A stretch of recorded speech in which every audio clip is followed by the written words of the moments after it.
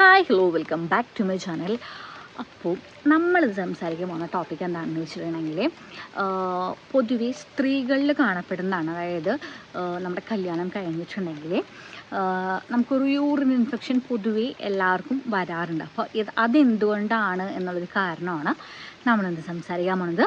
അപ്പോൾ നമുക്ക് വേഗം തന്നെ സ്റ്റാർട്ട് ചെയ്യാം.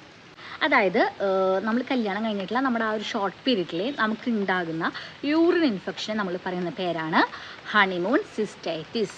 അതായത് നമുക്കൊരു ഹണിമൂൺ പീരീഡിൽ, അതായത് നമ്മൾ ആദ്യമായിട്ടുള്ള ഒരു സെക്ഷൽ ഇൻ്റർകോഴ്സ് ഉണ്ടാകുന്ന ഒരു സമയമാണ്. അപ്പോൾ ആ ഒരു സമയത്ത് നമുക്ക് ഉണ്ടാകുന്നതുകൊണ്ടാണ് അതിനെ ഹണിമൂൺ സിസ്റ്റൈറ്റിസ് എന്ന് നമ്മൾ വിളിക്കുന്നത്.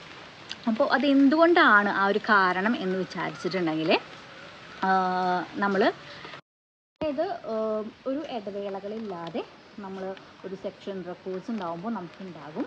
പിന്നെയെന്ന് വെച്ചിട്ടുണ്ടെങ്കിൽ നമ്മുടെ ഹൈജീൻ ഭയങ്കര ഇമ്പോർട്ടൻ്റ് ആണ്. അതായത് ഇപ്പോൾ നമ്മളൊരു സെക്ഷൽ ഇൻ്റർകോഴ്സ് ഉണ്ടാകും എന്നാണെങ്കിൽ അതിന് മുന്നേ നമ്മുടെ പ്രൈവറ്റ് പാർട്സ് ക്ലീൻ ആക്കിയിരിക്കണം. അല്ലെങ്കിൽ എനിക്കുണ്ടെങ്കിൽ എൻ്റെ പാർട്ട്ണർക്കും ആ ഒരു ഇൻഫെക്ഷൻ വരാനുള്ള ചാൻസസ് ഉണ്ട്.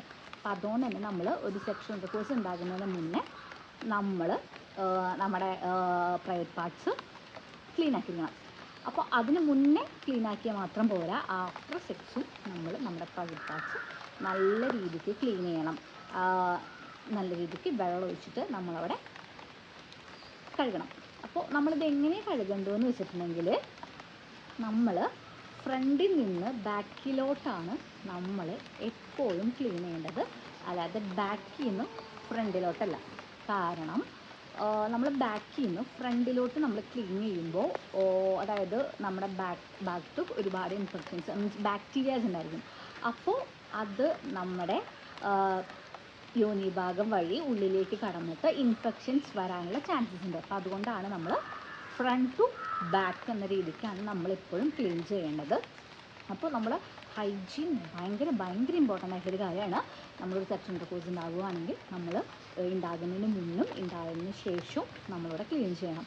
പിന്നെയെന്ന് വെച്ചിട്ടുണ്ടെങ്കിൽ ഇപ്പോൾ ഒരു ദിവസത്തിലിപ്പോൾ ഒരു തവണ നമ്മൾ സെക്ഷൽ ഇൻ്റർകോഴ്സ് ഉണ്ടായി, അത് കുറച്ച് കഴിഞ്ഞിട്ട് നമ്മൾ പിന്നെയും അത് ചെയ്യുന്നവരുണ്ടായിരിക്കാം, വീണ്ടും റിപ്പീറ്റ് ആയിട്ട്. അപ്പോൾ നമ്മൾ എന്താ ചെയ്യുന്നത് വെച്ചിട്ടുണ്ടെങ്കിൽ ഓക്കെ കഴിഞ്ഞു, നമുക്കൊന്ന് റെസ്റ്റ് എടുക്കാം, കുറച്ച് കഴിഞ്ഞിട്ട് ട്രൈ ചെയ്യാമെന്ന് നിങ്ങൾ വിചാരിക്കരുത്. നിങ്ങൾ ആ ഒരു പരിപാടി കഴിഞ്ഞിട്ടുണ്ടെങ്കിൽ പിന്നെയും നിങ്ങൾ പോയിട്ട് അവിടെ ക്ലീൻ ചെയ്തിട്ട് വേണം നെക്സ്റ്റ് ഒരു ലെവലിലേക്ക് പോകാനായിട്ട്. ഇതൊക്കെയാണ് നമുക്ക് ഇൻഫെക്ഷൻസ് വരാനായിട്ടുള്ള ഒരു കാരണം എന്ന് വെച്ചിട്ടുണ്ടെങ്കിൽ. പിന്നെ നമ്മൾ ഇതേപോലെ നമ്മൾ ആദ്യത്തെ ഒരു എക്സ്പീരിയൻസ് ആണ്, അപ്പോൾ നമുക്ക് ഹോർമോണൽ ചേഞ്ചസും കാര്യങ്ങളും ഒക്കെ ഉണ്ടായിരിക്കും. പിന്നെ നമ്മൾ തുടർച്ചയായിട്ട് ഇത്തരത്തിലുള്ള ഒരു ഫിസിക്കൽ കോണ്ടാക്റ്റ് ഉണ്ടാകുമ്പോഴും നമുക്ക് ഇൻഫെക്ഷൻസ് വരാനുള്ള സാധ്യതയുണ്ട്.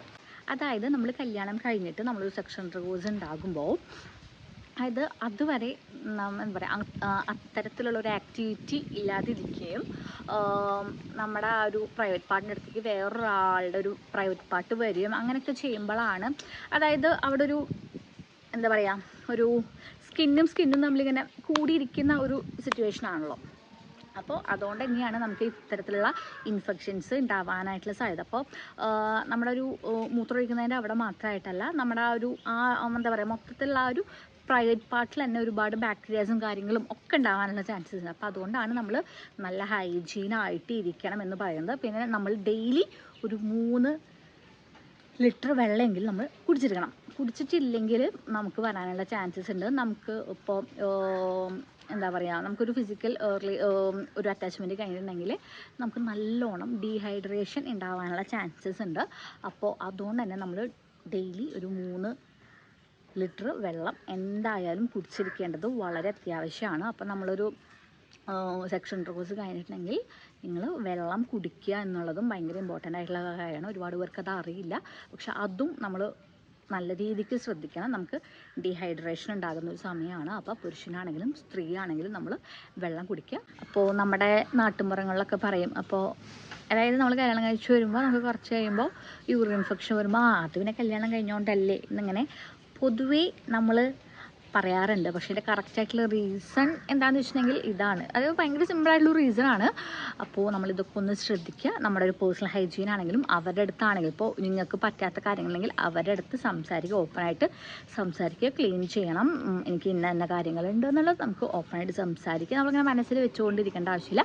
നമ്മുടെ കംഫർട്ടബിൾ എന്താണോ അല്ലെങ്കിൽ നമുക്ക് എന്താണോ ആവശ്യം എന്നുള്ളത് നമ്മൾ ഓപ്പണായിട്ട് സംസാരിക്കുക.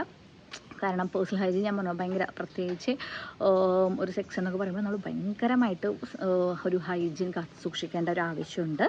അപ്പോൾ അതും എല്ലാവരും ഒന്ന് മനസ്സിലാക്കുക. അപ്പോൾ നമുക്ക് അടുത്ത വീഡിയോ കാണാം. അതുവരേക്കും ബൈ.